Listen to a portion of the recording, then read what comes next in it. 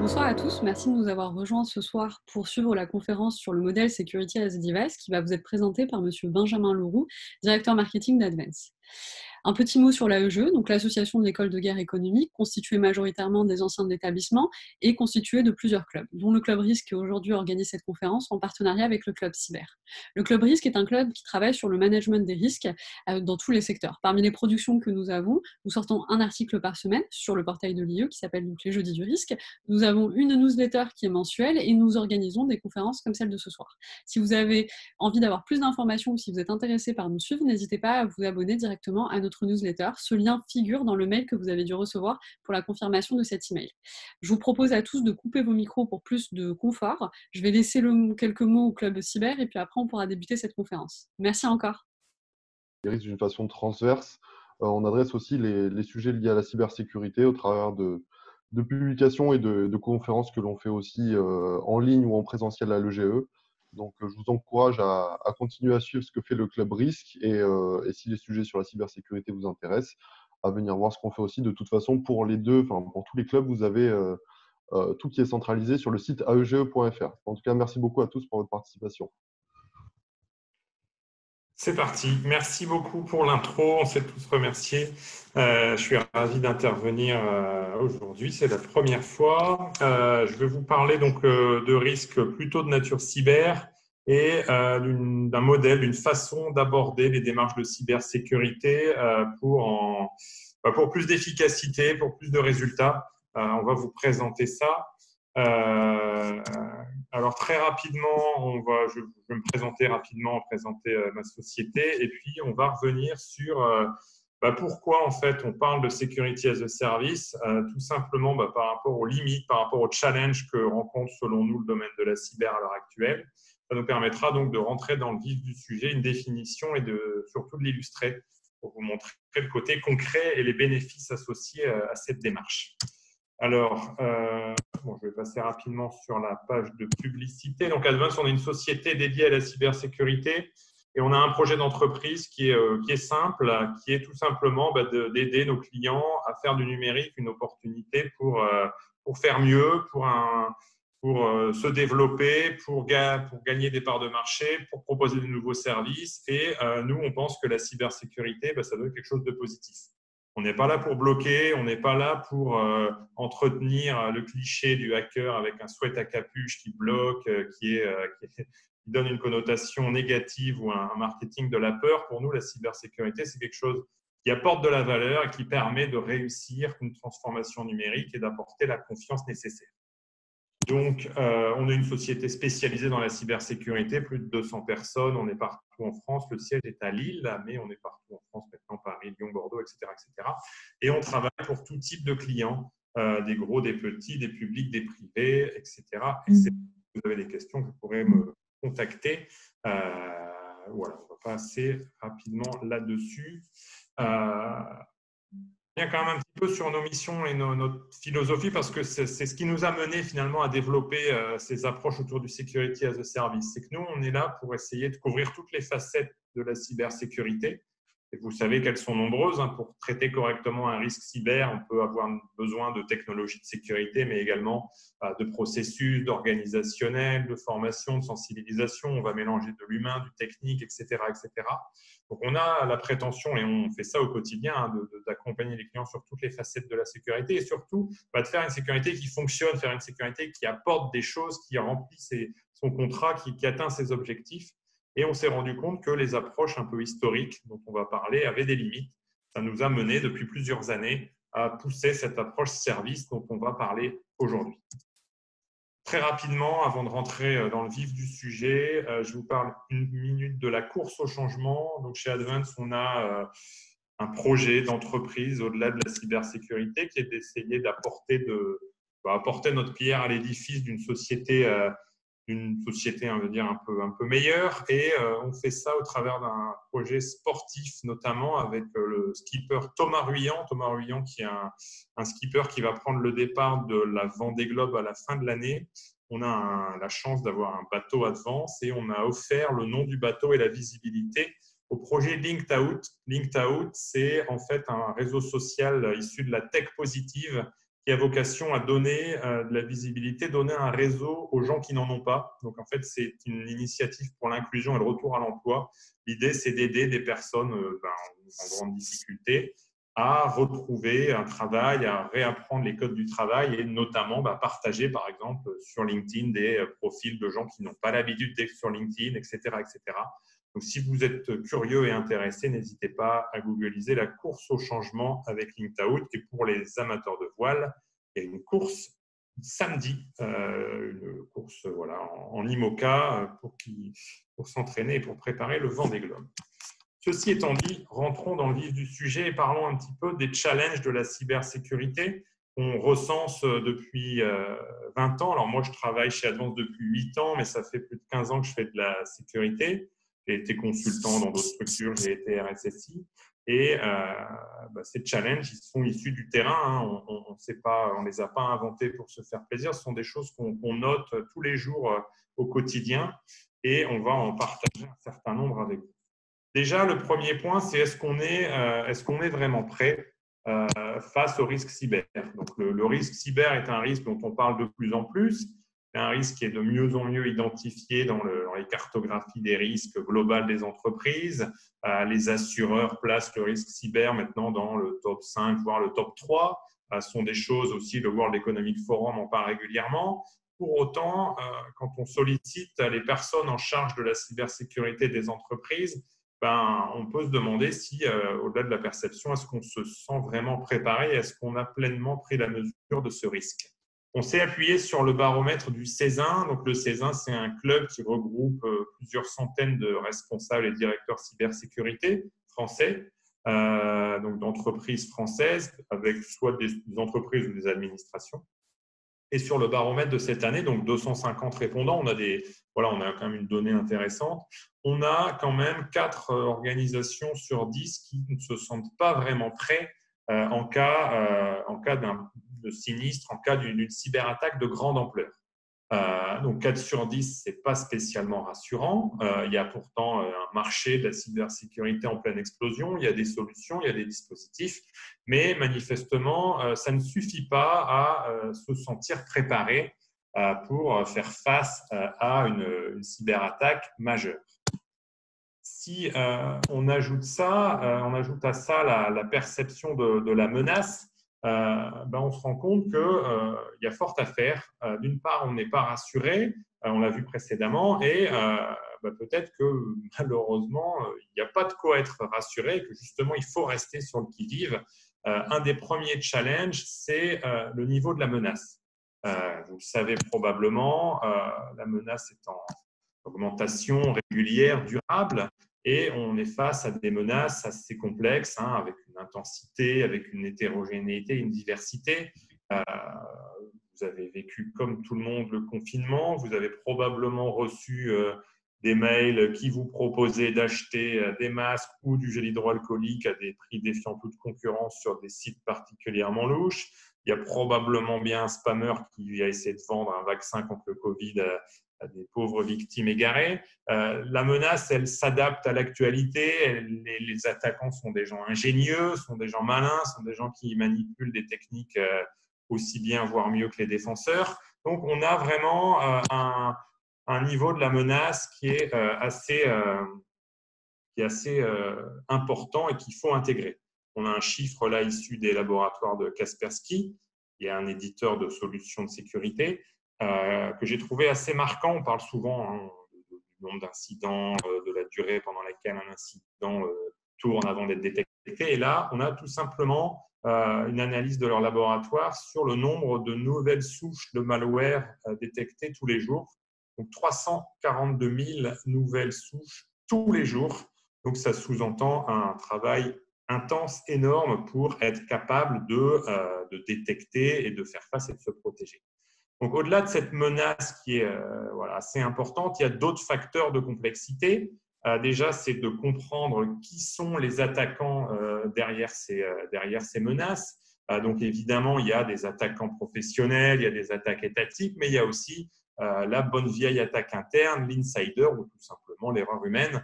Donc, les profils, les origines avant ces menaces sont aussi variées Donc là encore, on se rend compte qu'il y a une complexité supplémentaire puisque tout peut être, beaucoup de choses peuvent générer un incident cyber et donc mettre en exergue ce risque-là.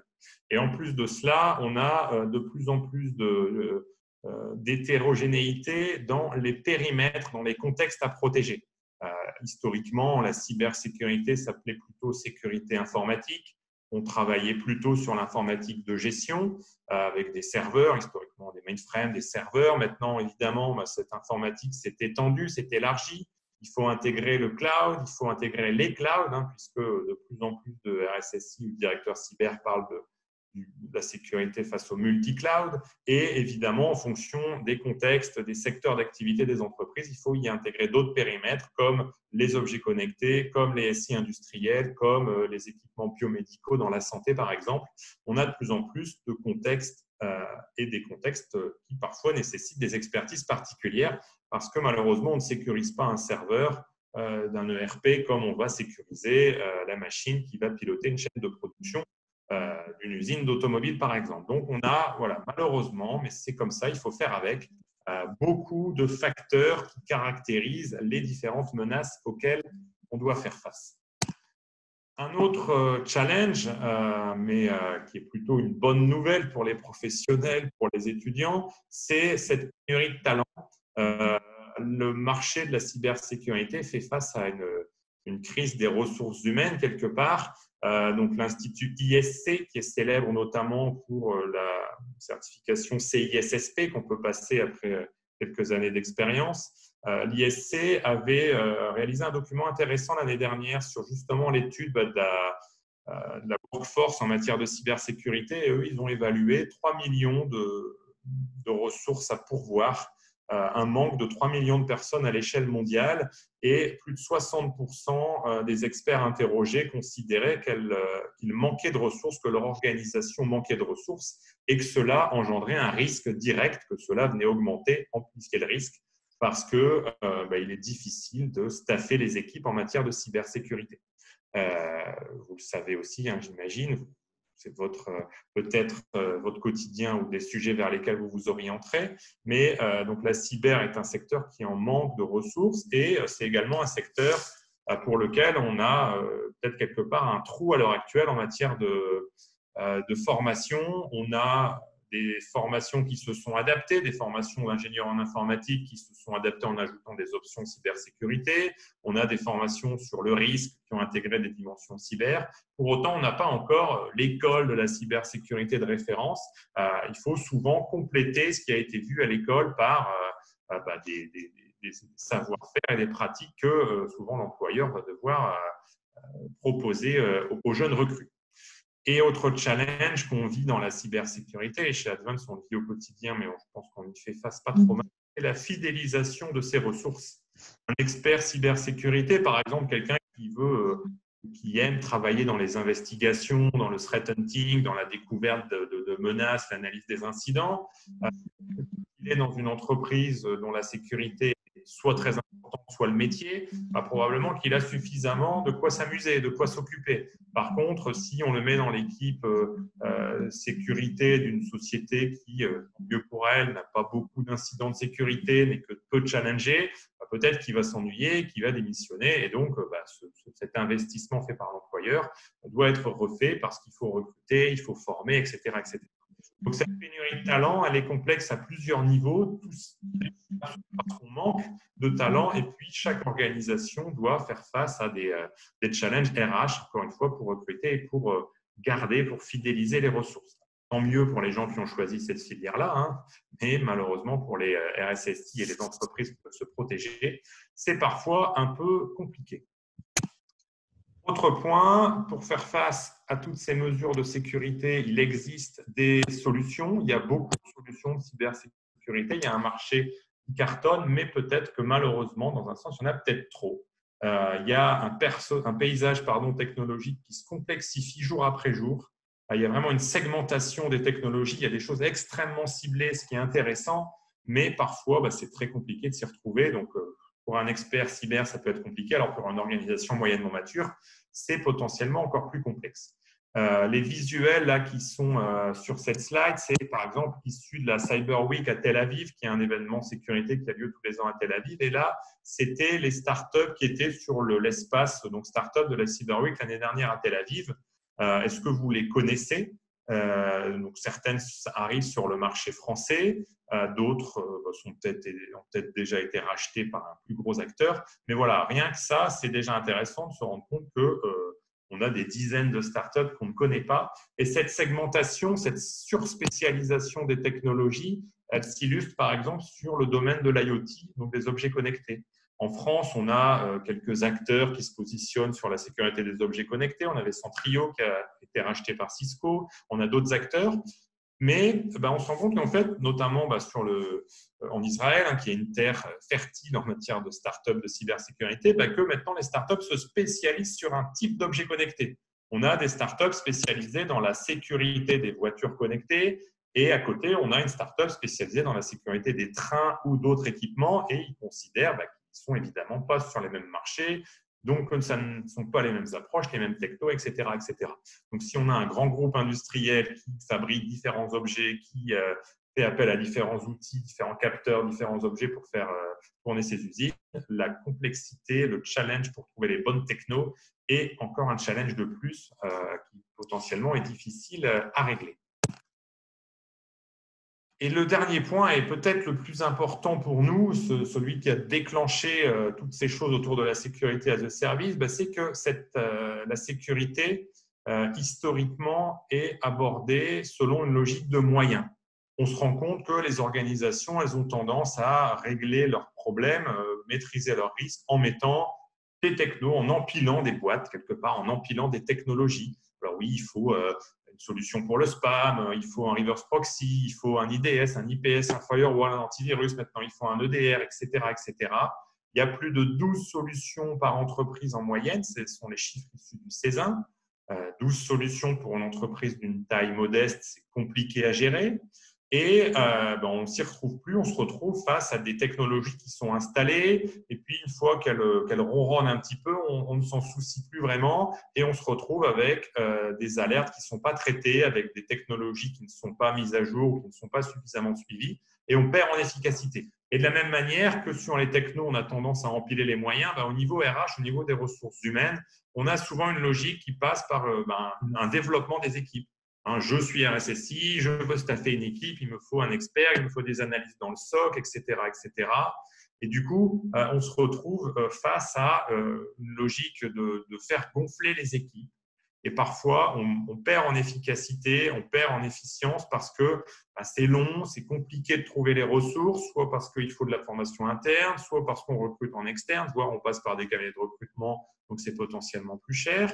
Donc, on se rend compte que cette logique par le staffing n'est peut-être pas la bonne. Alors, c'est assez classique dans les entreprises, quels que soient les domaines, de développer les fonctions par du recrutement interne ou externe. Beaucoup de gens aiment avoir des équipes d'une taille importante, mais on se rend compte que ce n'est pas toujours la bonne approche, surtout si on dit tiens, voilà, je voulais un expert cyber, mais il n'y en avait pas en interne, j'ai la mutation de quelqu'un qui s'occupait du réseau.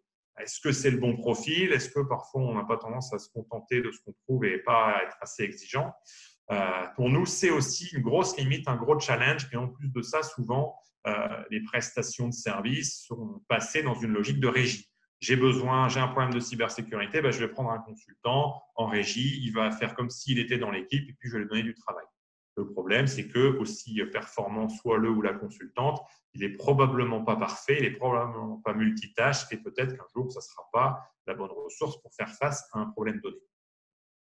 Donc, tout ça, mis bout à bout, ça nous a mené à un constat, alors je ne dirais pas un constat d'échec, parce qu'il y a quand même des tas de choses qui se sont améliorées dans le domaine de la cyber, mais un constat de limite et un constat de rapport de force inversé. Il y a un problème pour nous, c'est que c'est trop facile pour les attaquants de réussir leurs attaques et c'est trop compliqué de se défendre.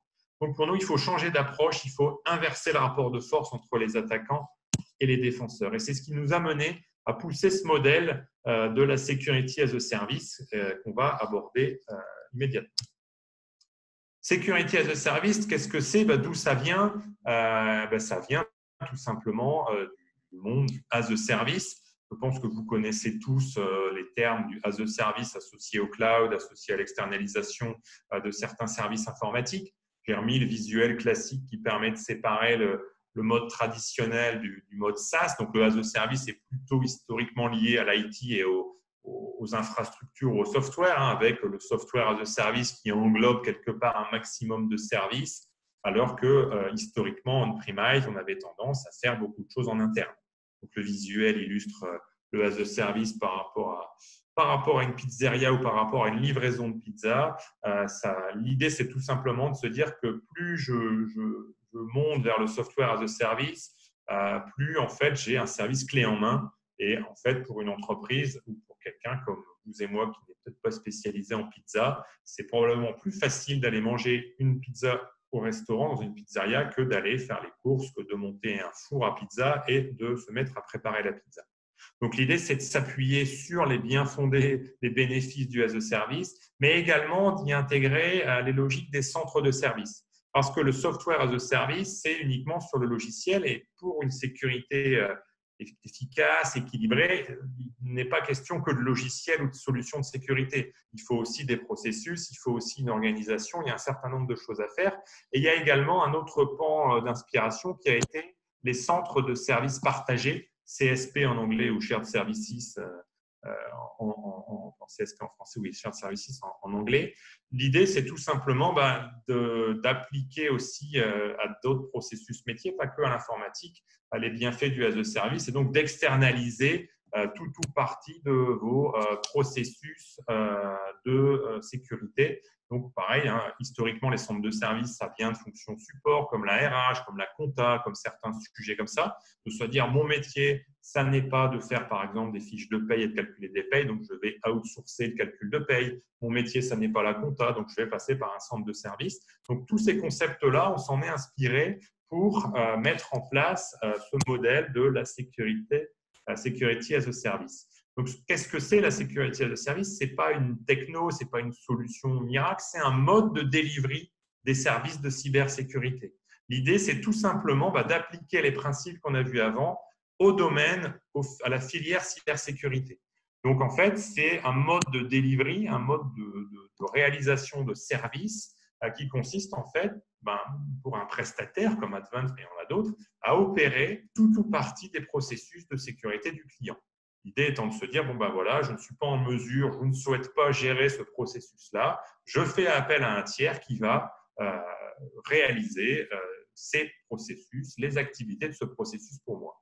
Donc évidemment, tout cela est cadré par des engagements de service, tout ça est contractualisé et il y a des engagements de service qui sont associés. Donc là, on change la donne par rapport à l'engagement de moyens historique. Ça n'est pas je mets un ou deux consultants en régie et je mets un firewall, c'est de se dire j'ai un objectif qui est d'assurer la supervision des incidents de sécurité, qui est de protéger tel environnement, qui est de sensibiliser les collaborateurs. On définit l'objectif du processus de sécurité et puis on va mettre en place les bons dispositifs. Et donc, c'est le prestataire, quelque part, qui va devoir orchestrer les différents moyens pour atteindre l'objectif qui a été fixé par rapport à l'externalisation de ce processus. Et là, dans les moyens, on va trouver des solutions technologiques, des expertises, des méthodes, des ressources humaines aussi également. Mais quelque part, le nombre, le nom, la nature de ces moyens peuvent être un petit peu inconnus quelque part de la part du client. Alors, évidemment, le but, c'est de travailler dans une logique de transparence. Mais si on dit au client, je m'occupe de protéger tes serveurs, le client, il dit, OK, très bien, je contractualise un service anti-malware, il n'est peut-être pas intéressé ou il n'est peut-être pas obligé de connaître le nom de la technologie d'anti-malware. Lui, ce qu'il veut, c'est une protection et avoir des indicateurs pour s'assurer que son parc est bien protégé. Donc, l'idée, c'est qu'en fait, on va avoir une orchestration de tous les moyens pour atteindre les objectifs et atteindre les engagements de service. Donc, ça, c'est la définition un petit peu théorique. On va venir rentrer un peu plus dans le détail. Il y a pas mal de questions qui sont très intéressantes. On en reparlera à la fin. L'idée étant de se dire quel qu'est-ce qui revient in fine au responsable cybersécurité en cas d'outsourcing, quelles sont les limites de périmètre. Alors, le but, ce n'est pas nécessairement de se substituer aux ressources de l'entreprise, c'est de venir leur dire, voilà, sur ce sujet-là, vous n'êtes peut-être pas les plus pertinents, les plus performants, les plus efficaces, confiez-le à un tiers. Et certaines organisations souhaitent externaliser une grosse partie des fonctions de cybersécurité. Ça dépend vraiment des challenges de l'organisation et de son appétence sur l'outsourcing. Donc, tout simplement, le modèle Security as a Service, pour nous, ça c'est côté Advance, mais on n'est pas les seuls à le penser, ça s'est quelque part imposé comme une évidence. Il y avait des lacunes, il y avait des difficultés, il y avait des challenges. Et nous, on pense que ce modèle de delivery, il apporte beaucoup de réponses. Déjà, pour une entreprise peu mature, ça simplifie beaucoup le rapport à la cybersécurité. On n'a pas besoin de rentrer dans le détail des technologies, de la formation, du niveau d'expertise des ressources. C'est potentiellement plus simple. On a aussi une sécurité qui est maîtrisée puisqu'on s'appuie sur un spécialiste et quelque part, on va se reposer sur lui pour qui, dans la durée, gère la sécurité, la contrôle, la mesure, l'optimise. Et on va se rendre compte que très souvent, c'est une façon de maîtriser les coûts, puisque toute cette logique de as a service souvent permet la mutualisation, l'optimisation de la dépense. Et ça peut être aussi intéressant pour les structures pour lesquelles une approche traditionnelle serait un frein parce qu'elle serait trop coûteuse. Et pour les équipes, parce que quand on fait de la sécurité as a service, les équipes en place peuvent rester. C'est pas je remplace l'interne par l'externe, c'est plutôt de se dire, vous qui passiez du temps sur des travaux un peu compliqués, un peu opérationnels, un peu rébarbatifs, maintenant vous allez passer du temps sur des travaux à valeur ajoutée, par exemple sur les problématiques du SOC, la détection des incidents, l'analyse des événements de sécurité. Traditionnellement, les clients perdent un petit peu de temps dans l'analyse des logs, dans l'analyse des événements, dans le tuning des éléments techniques. Et quand il y a un pépin, peut-être qu'ils ne le voient pas parce qu'ils n'avaient pas la bonne information ou bien ils ne sont peut-être pas câblés, peut-être pas assez bien organisés pour réagir. Là, l'idée, c'est de dire les travaux opérationnels, par exemple, quand on parle de sécurité opérationnelle, les travaux opérationnels sont délégués à un tiers et vous allez vous occuper de vérifier déjà que les objectifs sont atteints et surtout de réagir en cas d'incident, d'orchestrer la crise, de faire tourner la cellule de crise. Et puis, quand vous serez en temps calme, quand il n'y a pas d'incident, vous pourrez passer du temps sur des travaux à valeur ajoutée comme la communication, la valorisation des travaux de la sécurité, puisque la sécurité est encore malheureusement perçue comme quelque chose d'un peu obscur, un peu compliqué pour des techniciens, etc., etc. Donc, quand un client, quand une structure peut s'appuyer sur un tiers, elle peut dégager du temps à plus forte valeur ajoutée. Et dernier point, parce qu'il faut toujours citer le Gartner dans un bon PowerPoint, le Gartner souligne aussi cette tendance qui consiste à dire que les acheteurs évoluent vers une logique d'achat de services, puisque pour eux, c'est probablement plus intéressant en termes de modèle financier, en termes de business model. Ça, c'est un document qui datait de l'année dernière, me semble-t-il, de la part du Gartner. Donc, l'idée, c'est tout simplement de faire un outsourcing des processus de sécurité et de s'appuyer sur un tiers qui va mettre à disposition une plateforme, des process et des personnes pour, avec ce triptyque-là, réaliser les opérations de sécurité qui lui seront confiées. Donc, je vais illustrer ce modèle au travers de ce qu'on fait chez Advance. Nous, c'est quelque chose qui nous tient à cœur. On n'est pas les seuls à le faire. En France, on est peu nombreux, mais en Europe, dans le reste du monde, il y a différents acteurs. Et ces illustrations vont vous permettre de vous faire une idée un peu plus précise de ce que c'est. Donc, au sein d'Advance, on a une entité qu'on a appelée la Security as a Service Factory, qui est en fait, comme son nom l'indique, une entité qui est là pour concevoir, construire et faire tourner des services opérés de sécurité. Ça, c'est né en fait de nos travaux sur la sécurité opérationnelle.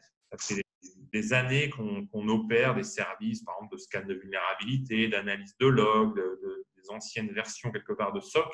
Mais on s'est rendu compte que il manquait quelque chose parce que justement, c'était une approche parfois trop drivée par la technologie, par l'outil, que parfois on n'était pas assez impactant pour le client parce qu'on était restreint sur un certain périmètre. Et l'idée, en fait, ça a été de se dire, on construit un service qui va permettre au client de s'appuyer sur nous pour sa sécurité opérationnelle, pour toute la partie SecOps.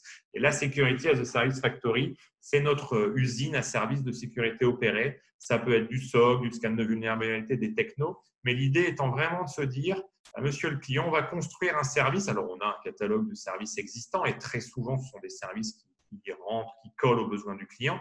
Mais c'est aussi de se garder une capacité d'adaptation, de personnalisation, puisque pour certaines structures, notamment les plus matures ou les structures dont les enjeux seraient particulièrement forts ou spécifiques, on va avoir besoin d'un peu de sur-mesure. Et l'idée, c'est vraiment de se dire, voilà, on comprend le besoin, on construit un service, on sera là au quotidien quand tout va bien, mais aussi quand ça va mal. Et puis, le but à la fin, ça va être de faire de la sécurité, de se dire qu'on a analysé les choses, on fait tourner des services de protection, de détection, etc., etc. Mais ça n'est pas pour se faire plaisir, tout simplement. C'est pour driver, c'est drivé par les risques, c'est pour réduire les risques et tout simplement pour maîtriser la sécurité du client.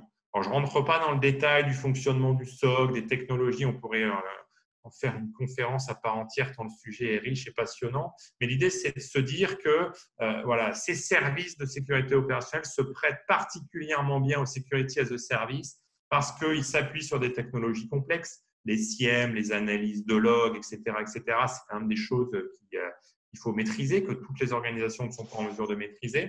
Et en plus de ça, il faut des profils variés et souvent experts. Quelqu'un capable de personnaliser des règles de détection d'un SIEM, ce n'est pas évident. Quelqu'un capable de réagir en cas d'incident, d'orchestrer une crise, ce n'est pas le même profil, ils sont aussi rares. Les threat hunters, donc tout le threat hunting, la recherche de failles, de menaces dans le système d'information, c'est aussi des profils particuliers. Donc, opérationnel, c'est beaucoup de choses. Et en plus de ça, c'est plein d'interactions avec les équipes, notamment les équipes informatiques. Parce que quand il y a une faille, il faut la corriger. Quand il y a une vulnérabilité, il faut patcher, etc. etc.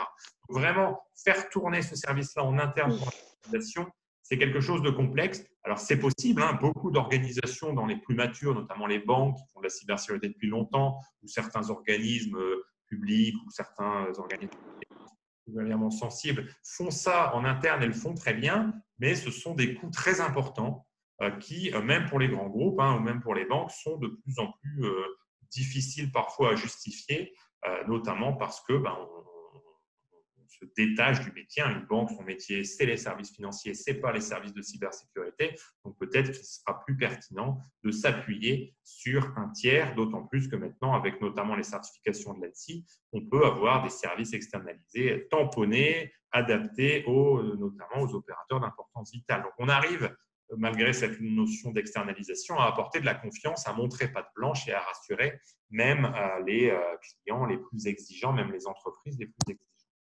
Et un autre exemple, plutôt transverse, on va dire, qui est moins centré sur la sécurité opérationnelle, c'est ce que chez Advance, on appelle le CISO Office. Ça, c'est juste le nom marketing de notre offre en fait, de centre de services partagés dédié à la filière cyber. Là, l'idée, c'est tout simplement pour un client, un RSSI donné, de dire, bon, ben voilà, je ne vais pas régler mes besoins de sécurité par le staffing, je ne vais pas juste me dire, ben là, il faut un architecte sécurité, plus un expert GRC, plus un spécialiste de l'analyse de risque, et j'en ai un en interne, j'ai une personne en régie, etc. etc. Là, l'idée, c'est de se dire, j'ai des besoins en matière de sécurité, je dois faire une analyse de risque ou mettre à jour l'analyse de risque tous les ans, je dois faire des petites analyses de risque pour les projets de la DSI, je dois sensibiliser, je dois accompagner les filiales internationales, je dois, etc., etc. On raisonne vraiment par les besoins. Et à côté de ça, en fait, le client, la structure, elle va contractualiser avec un fournisseur qui va lui dire, bon, OK, voilà, on construit un catalogue de services et moi, donc Advance ou l'autre prestataire, moi, je m'engage à réaliser ces prestations dans le maintien des SLA, dans le respect des délais, de la qualité, etc., etc. Et puis toi, monsieur le client, quelque part, ne t'embête pas, ça n'est pas ton problème de savoir si c'est 3 consultants ou 5 consultantes ou 10 consultants, etc., qui l'ont fait. Ça n'est pas ton problème de savoir si c'est des juniors, des seniors ou un peu des deux. Tout simplement, sache que si tu passes commande d'une unité d'œuvre analyse de risque, comme on se l'était défini, sous 3 semaines, tu auras le rapport d'analyse de risque en respectant la méthode, etc., etc. Donc là, l'idée, c'est d'élargir quelque part, pas uniquement sur la sécurité technique, pas que la sécurité opérationnelle, c'est de se dire, voilà, tout ce dont je peux avoir besoin, je le contractualise au travers d'un centre de service, je définis un catalogue de services et puis je vais venir piocher au quotidien, jour après jour, tous les trimestres, en fonction du rythme. Hein. Il y a des prestations dans la durée, il y a des prestations récurrentes, il y a des prestations one-shot. L'idée, c'est tout simplement de s'appuyer, encore une fois, sur un tiers qui va venir fournir les expertises, les compétences, la force de frappe, etc. etc. Et encore une fois, dans une logique d'objectifs, de moyens. Je dois faire ça et ce n'est pas je veux une ressource, c'est je dois gérer un risque, je dois accompagner le projet de déploiement de Salesforce, je dois faire ceci, je dois faire cela. Et ben, je vais mettre en place le bon dispositif de sécurité. Et ce sont des choses qui sont aussi totalement adaptées à des modes hybrides avec un client qui a ses équipes et un centre de service à côté et on répartit les périmètres. Il y a des choses qui se font main dans la main. Les modes de collaboration, l'hybridation interne-externe est tout à fait possible.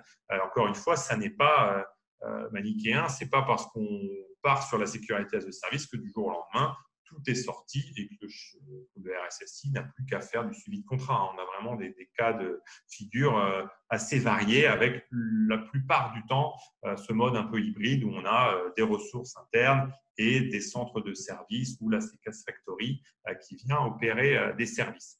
Ce qui permet encore une fois de concentrer les ressources internes sur des choses soit particulièrement critiques pour l'organisation, soit particulièrement spécifiques. Si par exemple on prend un industriel, peut-être qu'ils vont garder les compétences sur les environnements industriels et le OT, et peut-être qu'ils vont externaliser les choses plus traditionnelles. C'est aussi une possibilité. Donc ça, c'est deux exemples qui sont notre approche. Et on va partager deux retours d'expérience aussi, comment ça se passe dans la vraie vie pour illustrer tout ça. Donc, le premier point, c'est un retour d'expérience qui vient du retail, de la grande distribution, qui est un secteur que moi j'aime bien, que je trouve assez intéressant, qui a beaucoup d'enjeux et qui s'est vite mis à la sécurité avec une forme d'efficacité et de pragmatisme assez intéressant. Et en fait, on travaille avec un client, une enseigne nationale de grande distribution, sur vraiment un centre de service 360 degrés, dans la mesure où on fait quelque part de tout avec eux. On a travaillé sur de la gouvernance, de la gestion de risque, de la mise en œuvre de technologies, de l'audit, des tests d'intrusion, etc., etc. Et on a vraiment accompagné cette structure dans sa montée en maturité par rapport à la problématique cyber. On a commencé par des choses tout à fait traditionnelles, issues de demandes du client, une campagne de tests d'intrusion, etc., etc. Et puis progressivement, on s'est mis dans un mode où, en fait, on mettait à disposition quelque part, en travers du centre de service, tous les savoir-faire d'Advance pour ce client et on a grandi avec lui. On s'est dit, on a mis en place des technologies, c'est pas mal, on va les manager pour toi. Maintenant, on va mettre en place un SOC parce qu'on manque de visibilité en cas d'incident. Et puis, l'enseigne, comme toutes les enseignes de grande distribution a vécu, vit sa transformation numérique. Donc, on a pris l'accompagnement sécurité des projets.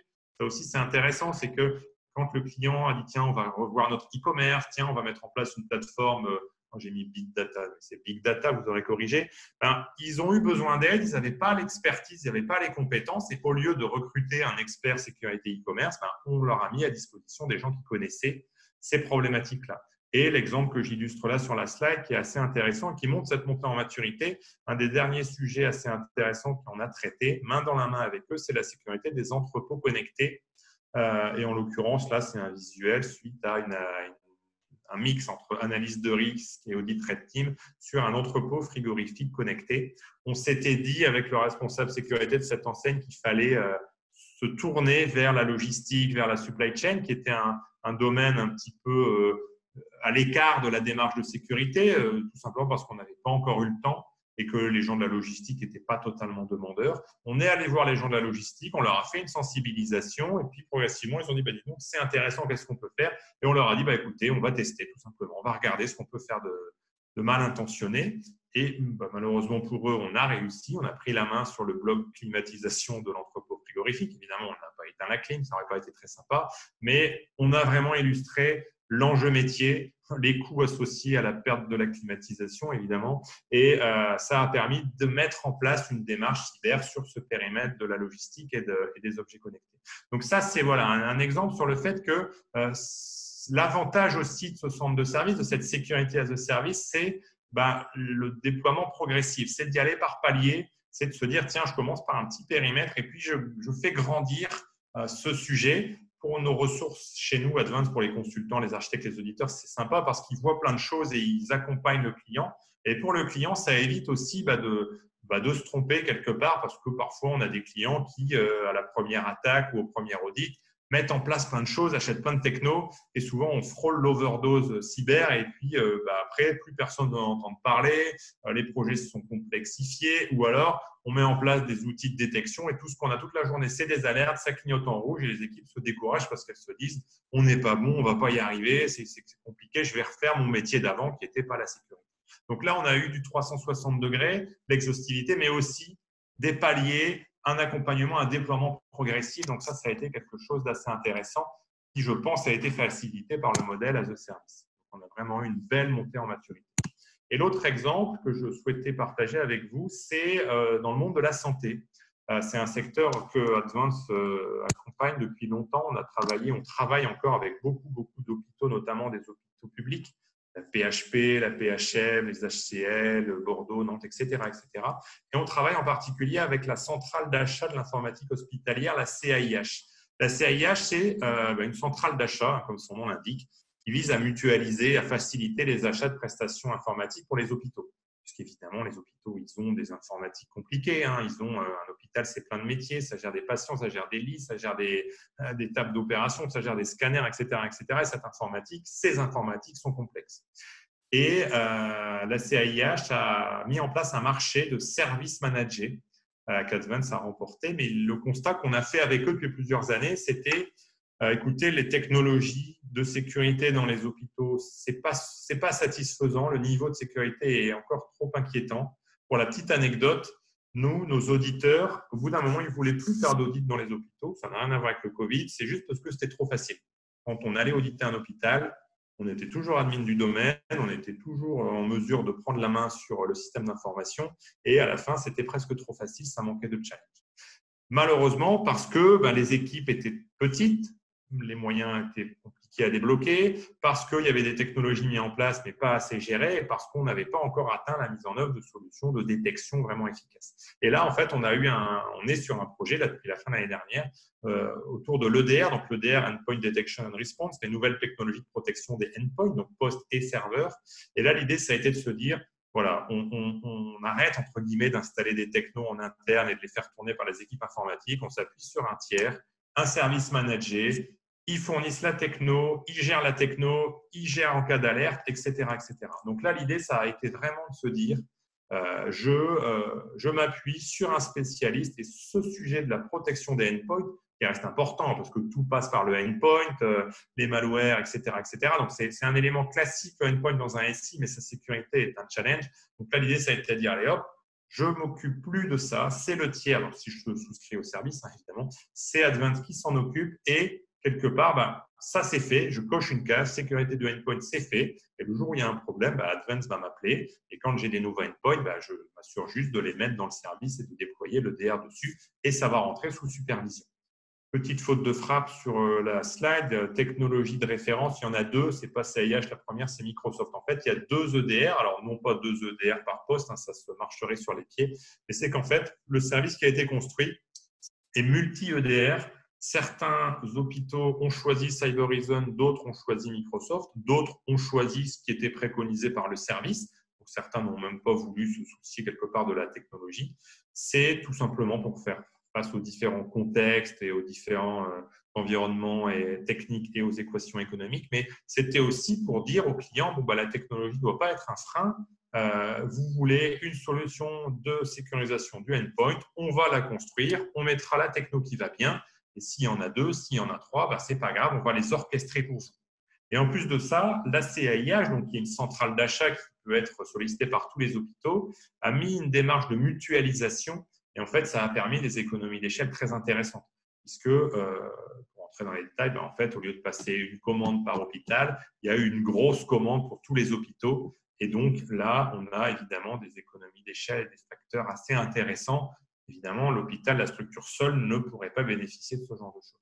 Et au-delà de ça, pour la dimension cyber et la montée en maturité et l'augmentation de la sécurité et de la santé, c'est hyper intéressant parce qu'on a un service de supervision à l'échelle nationale.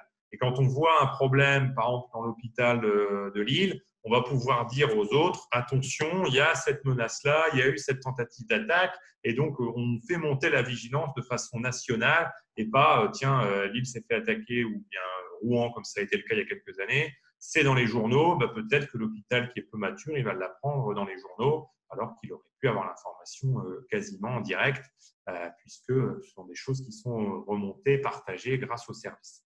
Donc, c'est aussi un exemple que je trouve intéressant parce qu'on a une belle illustration de la mutualisation et du poids, en fait, quelque part, qu'on peut avoir en s'occupant, en adoptant cette approche as a service. Et quelque part, c'est les prémices d'un socle national pour le secteur de la santé, où on a vraiment un renforcement, d'une part, de la sécurité, mais d'autre part aussi de la détection et de la capacité de réaction. Parce que souvent, on met en place des solutions de sécurité, mais on n'est pas bien armé pour faire face aux attaques et on se rend compte que la techno, elle a fait son boulot, elle a détecté, mais que derrière, on n'a pas pris le relais et donc quelque part, l'alerte n'a servi à rien. On ne peut pas blâmer la techno, elle devait détecter, elle a détecté, mais on blâme l'ensemble qui n'a pas su exploiter cette information et qui n'a pas su tirer profit de l'alerte.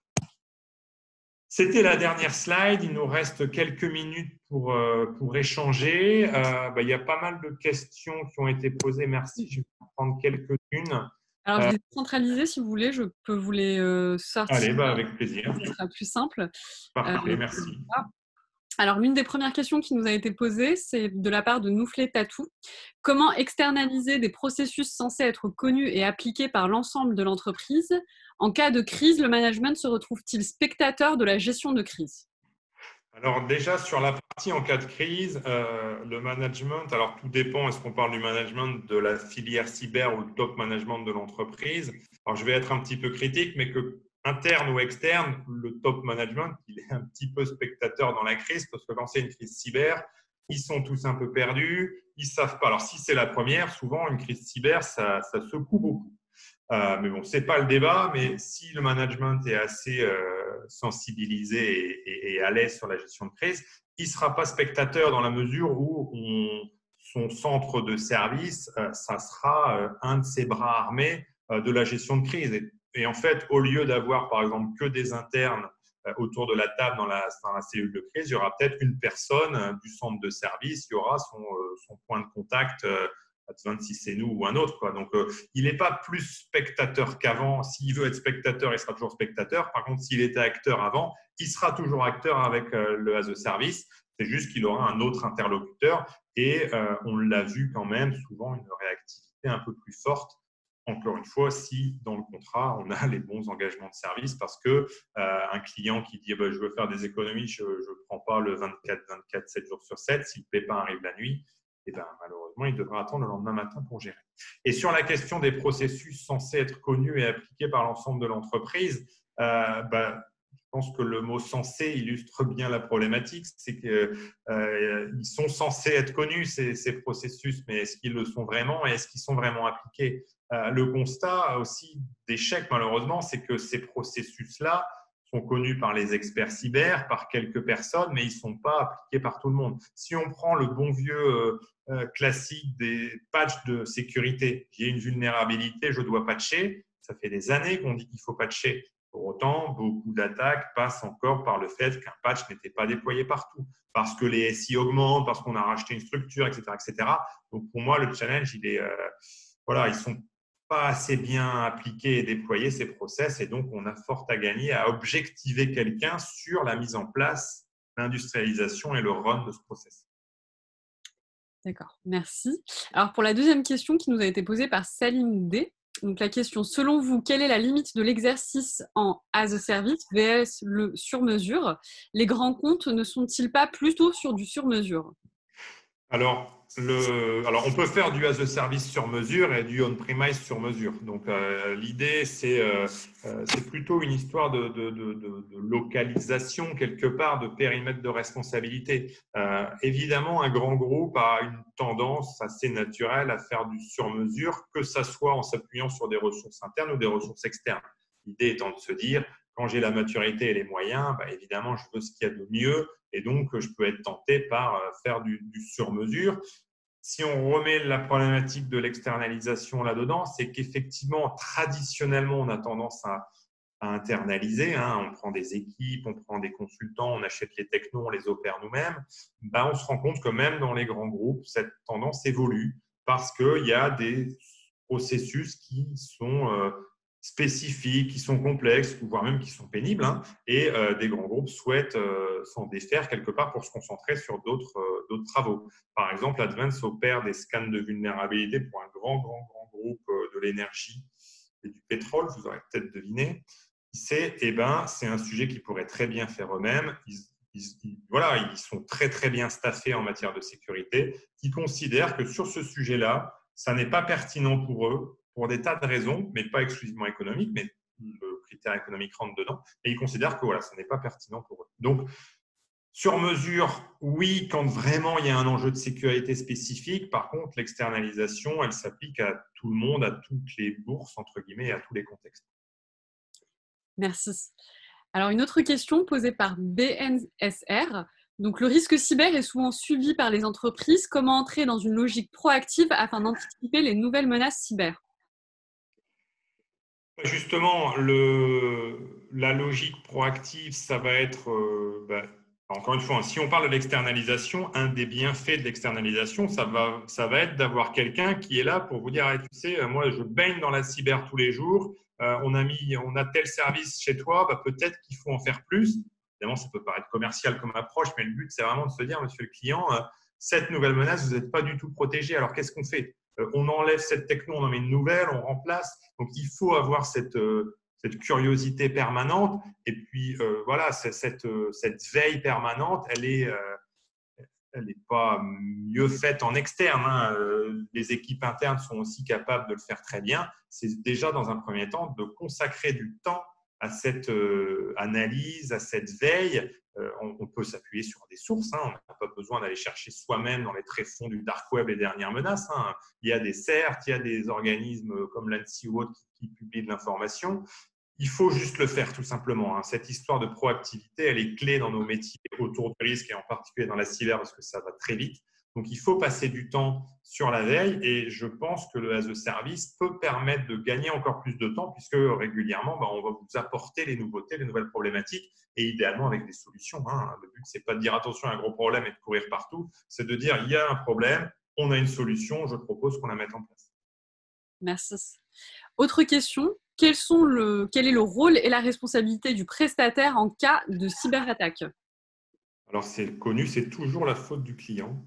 Non, alors justement, c'est un sujet évidemment assez intéressant, hein, puisque quand on s'engage vraiment dans une logique de résultat, on pourrait être objectivé sur la sécurité. Alors là, il y a deux éléments de réponse. Il y a un premier élément de réponse qui est un sujet historique de la filière cyber et des RSSI, qui est quand on est RSSI, est-ce qu'on s'engage sur la sécurité de son entreprise ou est-ce qu'on s'engage sur toute son énergie au service de la maîtrise des risques cyber?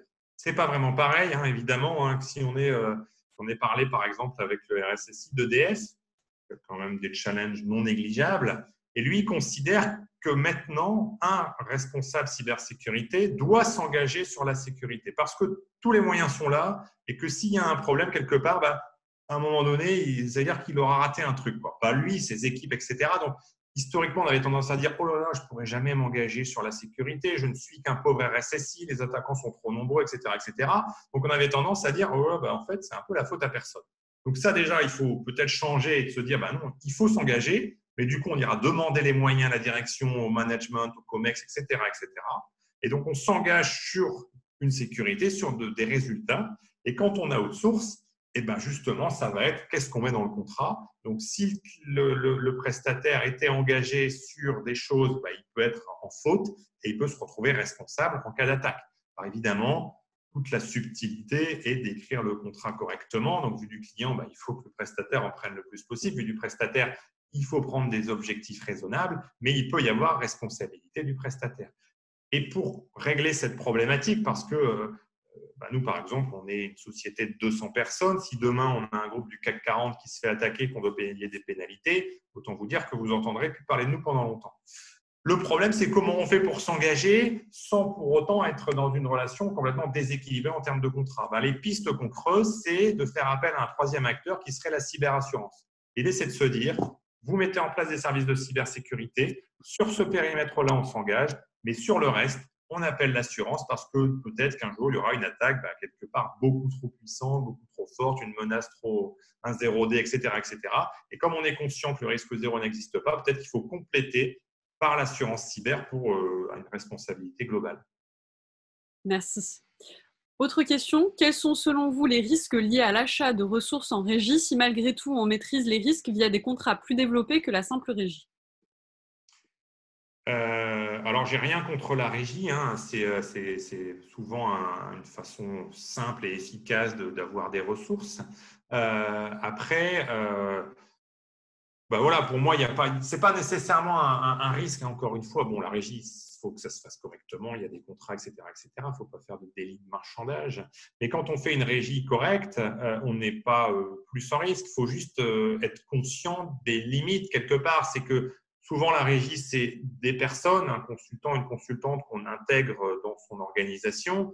Ces consultants-là, ils ont beau venir d'une entreprise spécialisée en cybersécurité. Ce ne sera pas des Superman ou des Superwoman, donc ils auront des limites. Donc évidemment, il faut accepter, mais de la même manière avec un interne. Vous recrutez un architecte cybersécurité ou un analyste SOC, peut-être qu'un jour, il verra passer, il y a un truc qui va passer à côté et qui ne va pas marcher. Donc pour moi, il n'y a pas de risque en tant que tel. Après, des contrats plus développés que la simple régie, c'est peut-être des dispositifs, des forfaits. Enfin voilà, encore une fois, ce n'est pas ce problème de régie en tant que tel, c'est de se dire, est-ce que je pense dans une logique de ressources ou est-ce que je pense dans une logique de service? C'est de me dire, j'ai des besoins, je ne vais pas les régler par des ressources, mais je vais les régler par des services, un catalogue de services dans lequel je vais piocher pour faire vivre ma démarche de cyber au jour le jour. D'accord. Autre question posée par Saline D. La différence entre l'architecture de sécurité en as a service et le service managé au sein de l'exploitation? Alors, quand on parle de service managé, souvent, on va avoir une technologie qui est chez le client. Par exemple, je fais un EDR managé, je vais installer l'EDR chez le client et je vais le gérer à distance. Souvent, le service managé, c'est un peu ça. C'est vous avez une techno chez vous, monsieur le client, et je vais juste en fait la manager à distance. Dans le as a service, dans la sécurité as a service, et chez Advanced tel qu'on l'entend dans la sécurité as a service factory, en fait, il y a plus de choses. Il y a des briques internes chez le client, mais il y a aussi toute notre plateforme d'analyse et d'orchestration. Si je prends l'exemple des scans de vulnérabilité ou du SOC, il y a des choses chez le client pour faire des scans, pour collecter les logs, mais il y a aussi toute une plateforme, toute une intelligence, tout un lot de fonctionnalités dans la plateforme Advanced qui vont apporter des choses si on prend par exemple l'exemple des scans de vulnérabilité, je ne sais pas si vous êtes familier avec ces outils comme Qualys, Nessus, etc., etc. Ce sont des choses assez simples et drôlement efficaces. Vous leur donnez une adresse IP, une URL d'application, vous appuyez sur un bouton et puis c'est magique, ça scanne. Par contre, s'il y a beaucoup de vulnérabilités, vous allez récupérer un rapport de 10 pages avec des lignes et peut-être que vous n'allez pas vous y retrouver. Un service as a service de vulnerability management, ça va vous dire précisément qu'est-ce qui est important par rapport à votre contexte, par rapport à vos enjeux, etc., etc. Et vous allez gagner du temps. Vous n'allez pas perdre du temps à lire 10 pages de rapport PDF d'un scanner de vue. Vous aurez quelque part sur un outil, un dashboard, etc., un truc qui va vous dire il y a une faille, celle-là, elle est vraiment critique, il faut la patcher avant toutes les autres. Le reste, ce n'est pas si grave, on peut vivre avec et on attend le prochain reboot ou la prochaine mise en place. Donc voilà, l'architecture de sécurité de service, elle est un peu plus globale et elle intègre des choses en interne chez le client et chez le prestataire.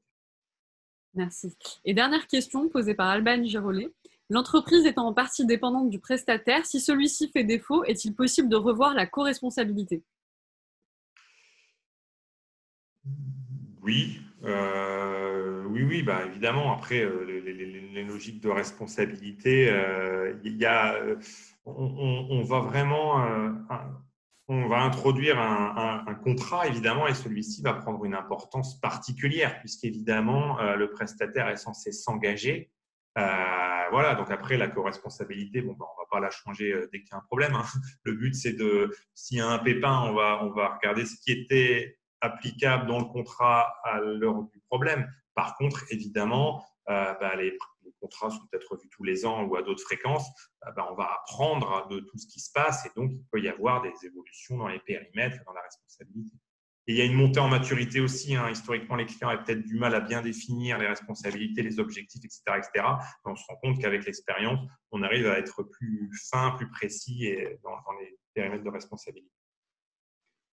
Parfait. Bah, écoutez, merci beaucoup pour cette présentation qui était extrêmement enrichissante. Vous aviez autre Il y chose à avait dire? une toute petite question sur la réversibilité, qui est un sujet, effectivement, est-ce que le client est prisonnier du prestataire? Alors, travailler avec nous, c'est une prison dorée, évidemment. Mais alors, effectivement, cette question de la réversibilité, elle est importante parce que ça peut faire peur. Le client, la problématique qu'on a, en gros, c'est que ces notions-là, elles ne sont pas complètement normées. L'ANSSI fait des choses avec le P10, avec le PRIS, etc., etc. Pour autant, un SOC, par exemple, il y a autant de SOC que d'acteurs de SOC, il n'y a pas vraiment de définition universelle. Donc, si demain, je passe par un prestataire A pour mon SOC et que ça ne va pas, qu'est-ce que je gagne, qu'est-ce que je perds en passant sur le prestataire B? C'est une vraie question. Et la réversibilité, ça doit être traité dès le début. Alors pour nous, c'est assez important. Évidemment, les clients qui restent, mais c'est normal, c'est la vie. Un contrat, ça a une vie, ça a une fin. Et il faut vraiment gérer cette réversibilité. Ça doit être écrit dans le contrat et ça doit surtout se tester, se démontrer. La réversibilité, c'est… moi, j'ai un exemple historique que j'ai vécu il y a longtemps en travaillant pour le ministère des Finances. Ils avaient fait appel à un prestataire pour traiter des données informatiques. Et à la fin du contrat, ils ont activé la clause de réversibilité pour récupérer leurs données. Et ils ont reçu des cartons de papier. Voilà, parce que la clause de réversibilité mentionnait une récupération des données, mais elle ne mentionnait pas un format numérique pour les données. Donc, le prestataire, un peu vexé de voir son contrat s'arrêter, il a restitué les données sur papier. Donc voilà, les clauses de réversibilité, oui, on les met et surtout, on les écrit correctement pour qu'elles soient le plus interopérables et pratiques possible.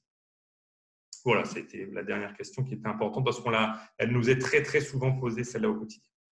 Parfait. Écoutez, je vous remercie en tout cas, Benjamin Leroux, pour cette présentation qui était extrêmement enrichissante et très intéressante. Merci beaucoup. On reviendra. On va mettre sur nos réseaux sociaux donc de l'AEGE un replay de cette conférence pour ceux que ça intéresse, qui veulent revoir et revisionner. Si j'ai des questions qui reviennent, en tout cas, je vous les enverrai par mail, si cela vous convient. En tout cas, je remercie à tout le monde de s'être connecté ce soir et bien évidemment à vous, Monsieur Leroux, de nous avoir fait cette présentation. Je vous souhaite Merci à tous. À bientôt. Bonne soirée.